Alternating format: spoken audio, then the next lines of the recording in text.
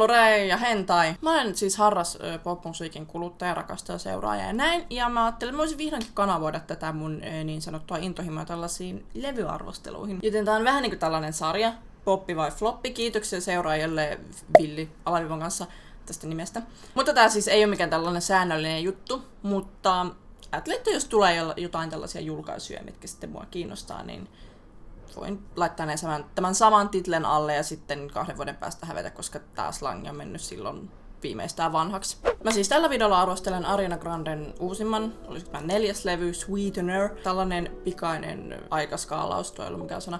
Mutta tosiaan viime vuoden toukokuussa tapahtui tää Manchesterissa tällainen pommi-isku, joka oli Ariana Granden keikalla siis, jonka jälkeen se oikeastaan vietti aikamoista hiljaiseloa, kunnes sitten tämän vuoden huhtikuussa hän julkaisi tältä uudelta albumilta ensimmäisen sinkun, joka oli No Tears Left to Cry, josta mä pidin siis todella paljon aivan ensimmäisellä yrittämällä. Ei edes yrittämällä, koska ei tarvinnut yrittää, koska se oli vitun niin kuin BOP.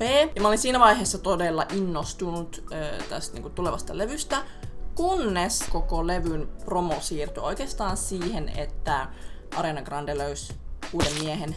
Meni sen kanssa kihloihin ja sitten periaatteessa tämän koko levyn niin kuin promo on ollut sitä, että se kuivapanee Instagramissa tämän kyseisen miehen kanssa.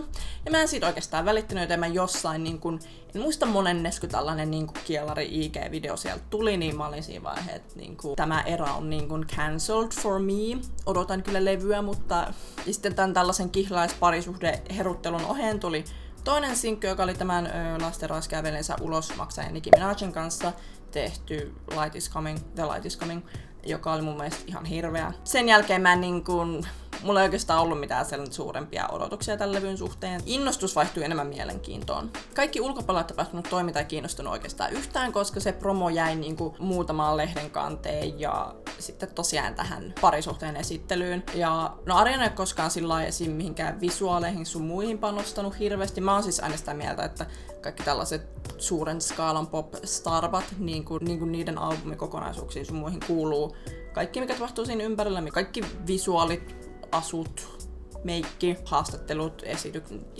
kaikki mikä vaan voi olla. Mutta Ariana ei ole koskaan oikeastaan mihinkään visuaaleihin panostanut, tai se jossain haastattelussa sanoikin, että se mieluummin kehittyy musiikin puolesta, ei niinkään sen asuvalintojen sun muiden. Että Arianan ulkonäköprogressio on ollut lähinnä sitä, että se on vedättänyt sitä sen hiusrajaa sillä 5 kilon ponnerilla, jonka se on tosin tässä ajan saatossa upgradeannut sellaiseen, missä ei ole 2 haarasia, joten pienet sille.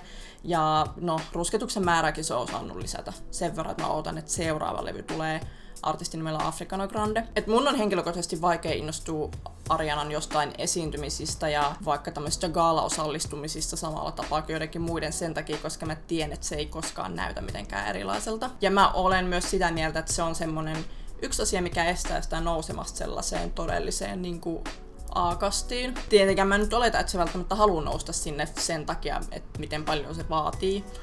Joten mä en sinällä arvostele, mutta se on mulle tällä katsojana tylsää. Että jos tulee joku photoshoot tai jotain, niin sit sä tiedät, että siellä ei oo mitään uutta.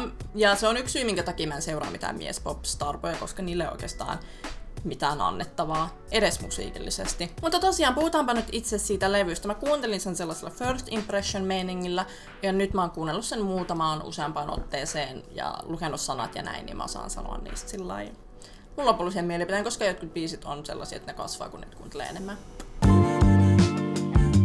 Tää levy alkaa biisillä Raindrops, jonka mä oletan olevan Manchester-tribuutti. Tää on myös cover Four Seasons bandin samanimisestä biisistä.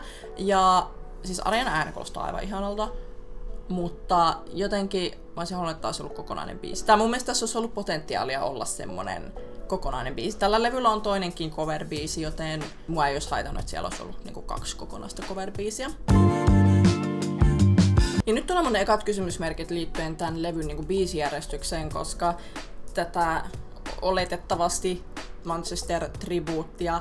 Seuraava biisi on Blazed, joka on siis Pharrellin tuottama, sieltä löytyy myös Pharrell-fiitti. Se tuntuu oikeasti siis märältä rätiltä päin kasvoja ton intron jälkeen, koska ensin sä hoilaat jostain itkevistä enkeleistä sillä tiedättekö, kauniisti, ja sit yhtäkkiä sä laulat pilven polttamisesta ja munan saamisesta. Siis tää biisi ei monenkaan kuuntelun jälkeen, tää ei siis mene yhtään mihinkään.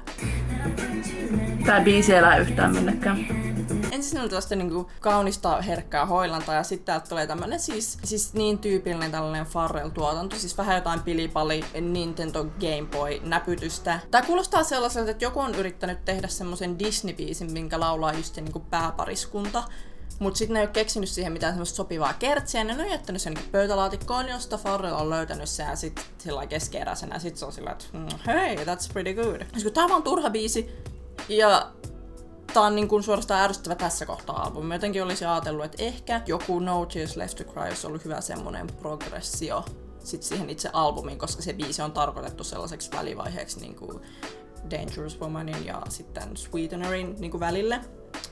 Joten mun mielestä se olisi hyvä, että jos se alkaa tuollaisella oletettavasti tribuutilla, niin sit se niinku soljuu ton biisin kautta siihen niinku levyn maailmaan.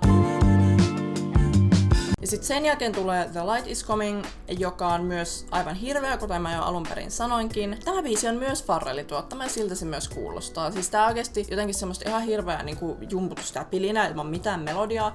Ja sit tää kuulostaa siltä, että Pharrellin FL Studio on jäänyt joku semmonen niinku alkupäävaihe Lemonista, mistä Pharrell on luullut, että hei, tää on käyttämätöntä tavaraa, ja sit se on rakentanut tän niinku hirviön tähän päälle. Tällä levyllä ei oikeesti ole montaa niin ärsyttävää asiaa kuin se random aktivisti-sample, mikä menee siis läpi tämän koko biisin. Silloinkin kun Ariana tai Nicki laulaa, hoilaa siellä jotain, niin sä kuulet sen siellä taustalla sillä pienesti. Kaikkien meidän onneksi kansansyvät rivit ovat puhuneet ja tää biisi floppas aika täysin. Ja nyt tätä kohdellaan vähän kuin promosinkku, vähän niinku Focusia silloin aikoinaan. Tosi mun on pakko myöntää, että mun mielestä Focus oli oikeesti ihan hyvä biisi.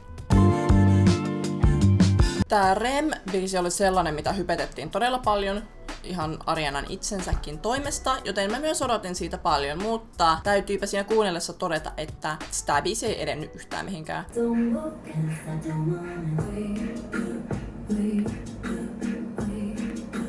Tää on siis alun perin ollut Beyoncén sample. Mä myös kuulin sen Beyoncén oman demon ja se oli oikeasti paljon parempi. En mä tiedä, tää on vaan tämmönen tuutulaulu, jolla ei ole mitään määränpäätä. God is Woman on yksi mun lempibiisejä tältä albumilta. Siis mulla oikeesti siis tekotykkä on ihan vitun kinistynä lattialla sen lopun kuorokohtauksen aikana. Ja siis tää on vaan todella hyvä biisi. Tän biisin itse asiassa tuottanut joku muu kuin Pharrell. Siis semmonen mies kuin Ilya, mun pitäisi alkaa, Salman Zadeh. Tää kyseinen mies on mun niinku lemppari Ariana-biisien takana, eli Greedy ja Into You, ja monen muidenkin artistien. Tää biisi on musiikillisesti aivan siis niinku nappitavaraa. Tää on siis kiertänyt vissiin muillekin artisteilla. Mä kuulin just Camila Cabellon tämmösen niinku samplen tästä, mikä kuulosti ihan hirveältä, joten tää on niinku ihan oikealle ihmiselle kyllä pläntätty tää biisi. Mulla oli itse asiassa tän niinku musiikkivideon julkaisun aikaan Instagramin puolella pieni räntti siitä, että mun mielestä jotenkin kun Ariana välillä mainostaa sitä sen feminismiä, niin mun mielestä biisi, jonka nimi on God is Woman, on vähän menetetty mahdollisuus, jos sä oikeesti laulat vaan niinku seksistä. Okei, mä en voi olettaa, että tällaista niinku sexy baby imagoa sporttaava naisartisti välttämättä tekisi mitään hirveän niinku tämmöstä yhteiskuntaa pohtivaa tai kriittistä biisiä silleen sanojen puolesta tai mitään. Mutta tässä oli tosi paljon sellaisia juttuja, mitkä turhautti mua esim. Niin kuin tässä musavideossa. Asiat ei soljunut yhteen ja mikä ei liittynyt mihinkään. Ja sit se random, mikä ihme maamyyrä onkaan, mikä siellä huutaa kesken sen videon, josta mulle tulee mieleen vaan se yksi vine. Mä olin niin vihainen siitä. Mä en pysty katsoa sitä musavideoa sen takia. Mut jos mä riisun ton biisin kaikesta ulkopuolisesta krääsästä, niin siis tää biisi on yksi levyn parhaimmista. Ja varmaan niin kuin Arianan diskografiankin parhaimmista. Tää on loistava sentimentaalinen jytä, mikä olisi ehkä tavallaan sopinut enemmän syyssinguksi, mutta no, ei mä jaksa kiinnostaa. Mä jotenkin oletin, että levyn nimikkobiisi, kun on kyseessä, niin sieltä tulisi jotain niinku mahtavaa, kivaa, upeaa, hyvää. Mutta siinä vaiheessa, kun päästiin siihen niinku kertsin jälkeiseen kohtaan, niin tää on oikeesti hirvein biisi, mitä oon hetkeen kuullut.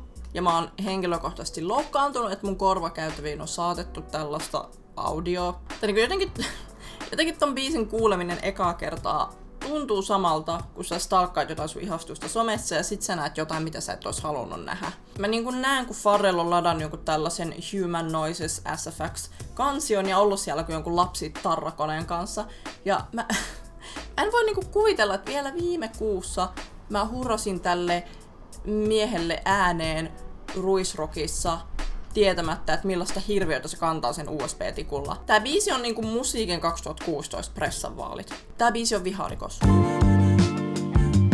Successful on kans hyvin tyypillinen Pharrell-biisi, missä siis vaan flexataan ihan kunnolla. Ja vaikka tää kuulostaa 100% Pharrellin biisiltä, niinku siinä mielessä, että mä niinku kuulen Arianan vokaaleissa Pharrellin vokaalit ja mä näen tän enemmän Pharrellin omassa tuotannossa kuin Arianan tuotannossa, niin silti mä jotenkin pidän tästä biisistä. Mä en siis tiedä miksi, mutta tää on mun mielestä todella hauska biisi. Ja en mä tiedä, ehkä mun elämässä menee tarpeeksi hyvin, että mä osaan niinku arvostaa sitä, että joku semmonen niinku langalla ihan miljonääri kertoo mulle, että joo, että säkin oot menestynyt, mä oon menestynyt, mutta säkin oot. Ja mä oon silleen, että joo, kyllä mä näen tän. Tässä on jotain tosi outoa, tyhmää ja huonoakin, mutta siis tää on todella hauska biisi.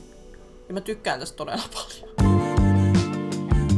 Every Time on yllättäen Max Martin ja Ylva-tuotanto. Oikeesti ruotsalaiset vaan osaa tän homman. Tää on siis ehdottomasti heittämällä tän levyn niin kuin lempibiisi kaikista ei-sinkuista. Ja mä uskon, että parin tällaisen varmistuskuuntelun jälkeen tää nousee niin kuin mun ihan lempibiisiksi täältä levyltä. Ihan helvetin hyvä. Siis mulla on semmonen juttu, että aina kun tulee joku tämmönen pop-artisti, tulee uusi levy, mistä mä oon innoissani, ja sit mä kuuntelen sitä muutaman kerran, niin sit siellä on aina sillai jotain semmosia muutamia biisejä, mitkä kolahtaa just siihen elämänvaiheeseen. Ei välttämättä niinku lyyrisesti tai niinku, tiedättekö, sanojen mukaan tai mitään.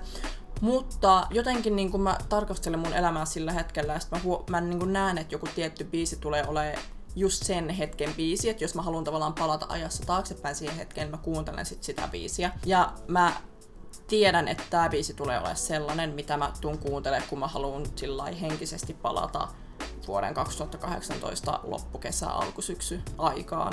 Tää on niinku sopivan verran semmonen vähän kitkerän suloinen biisi. Ja tää on niin tarttua, tää on niin hyvin tuotettu, tää on siis aivan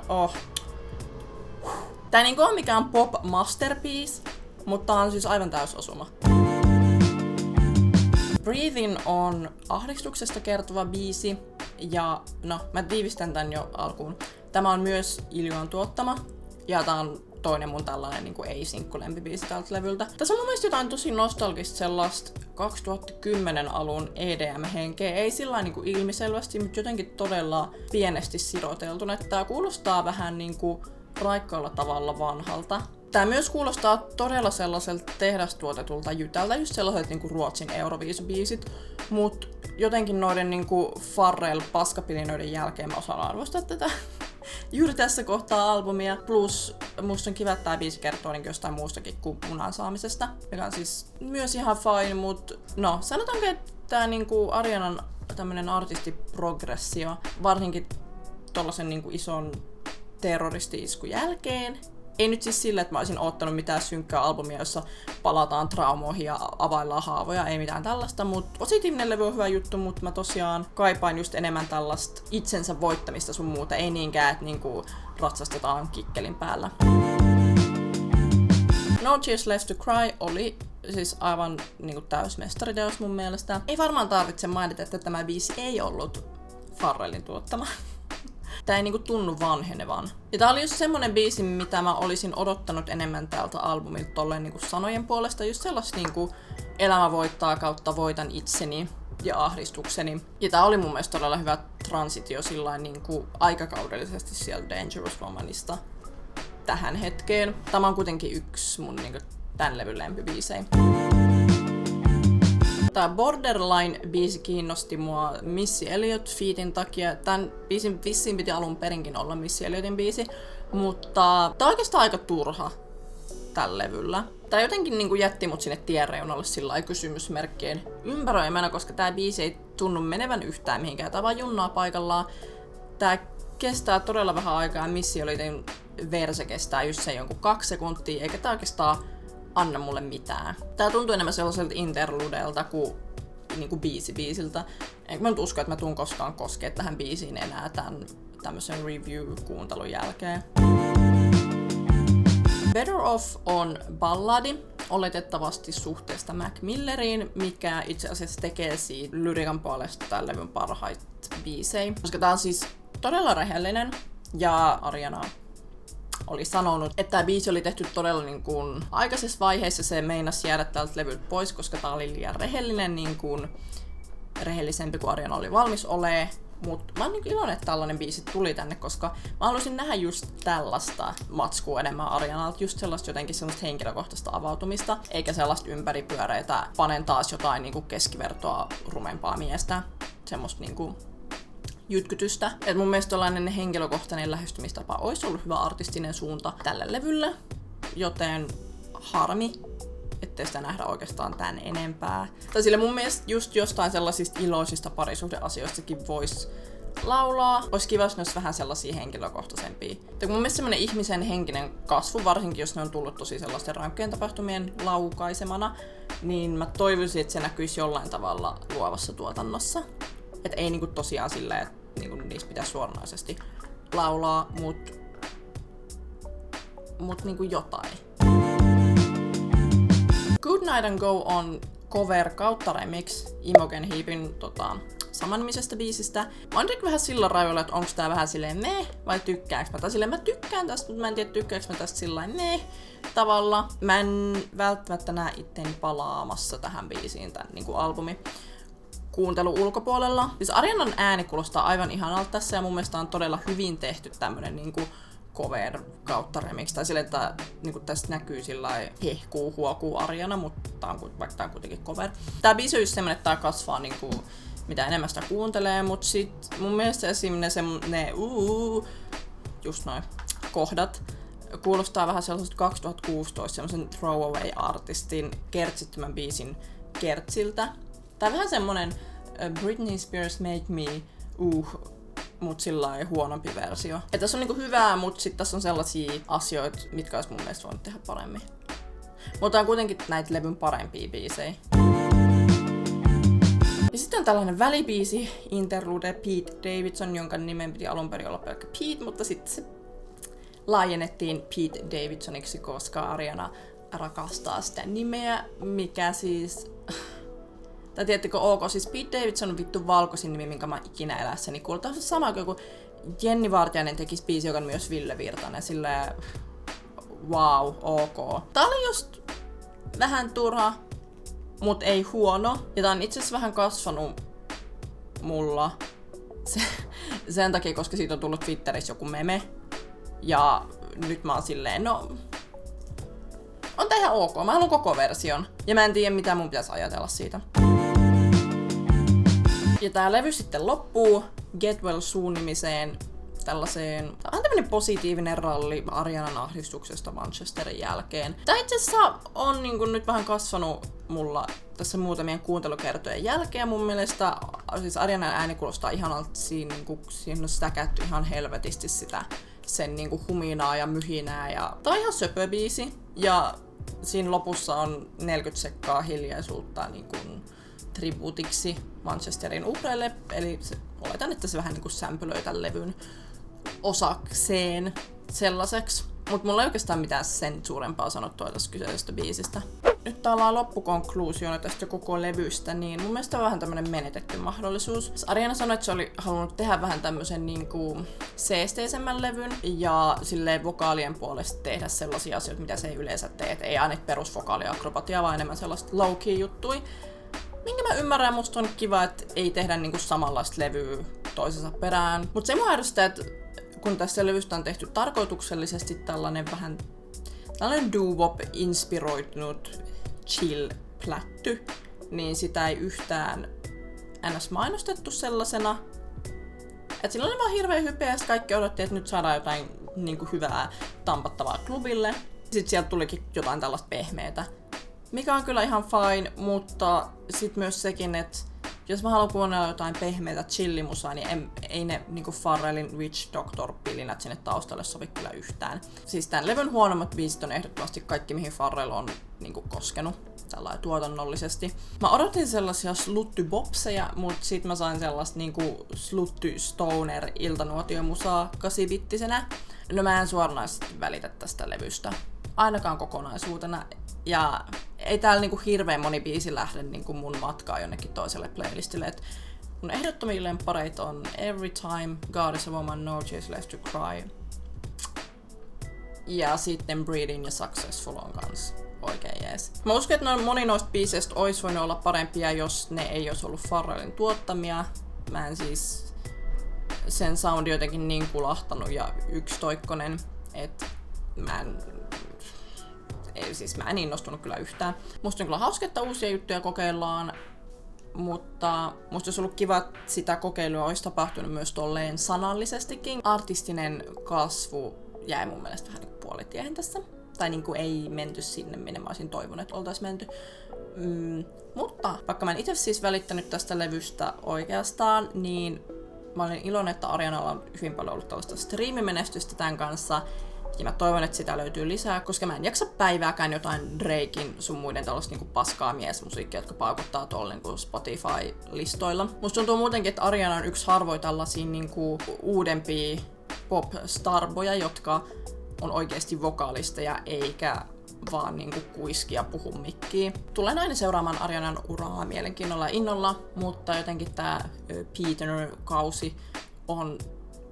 No, se meni jo vähän niinku alussakin pilalle sen takia, koska tuntuu, että tässä on ollut enemmän niinku hypeä parisuhteeseen liittyen ja muutenkin sellaista panostusta siihen kuin mihinkään niinku tähän itse albumiin liittyvää, että mä vähän niinku sillai dose off tämän aikakauden ajaksi ja tulen sitten katselemaan, mitä ensi levylle kuuluu. Jos nyt nopeasti heittämällä pitäisi joku arvio antaa, niin mä annan 2 poninähäntää 5. Mutta sellainen tähän väliin. Kerro, mitä mieltä sä olit tästä levystä, jos kuuntelit tän. Ja kerro, kiinnostaako sua niin kun, saada lisää tällaisia levyarvosteluja. Tai oikeastaan ei sitä tarvitse kertoa, mä tein, jos mä kiinnostaa. Kiitos paljon, kun katsot tämän videon. Jatketaan keskustelua kommenttikentässä. Muista seuraa mua myös somessa, jonka linkit löytyy alhaalla. Näkemiin. Let this be about me. It's not about my family.